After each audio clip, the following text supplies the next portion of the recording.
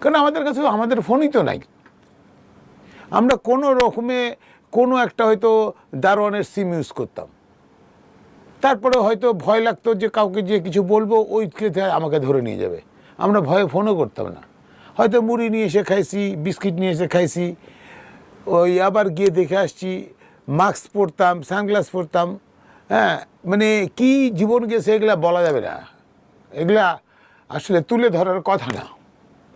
মানুষ মনে করবে হয়তো আমরা গান করেছি এরই বাবা, কিন্তু আমরা যে কষ্টটা করছি এটা তুলে ধরতে পারবো না। এত আমরা শুধু আমার অ্যাক্টিং চেয়ারম্যান তারেক রহমান, আমাদের মা, জননী গণতন্ত্রের মা বেগম জিয়ার মুখে থেকে তাকিয়ে আমাদেরকে কাজ করতে হয়েছে, দেশ বাঁচানোর জন্য কাজ করতে হয়েছে, এটা ছাড়া কোনো উপায় ছিল না। আমি শেষ 4 তারিখে আমি টিএসসিতে গিয়েছি।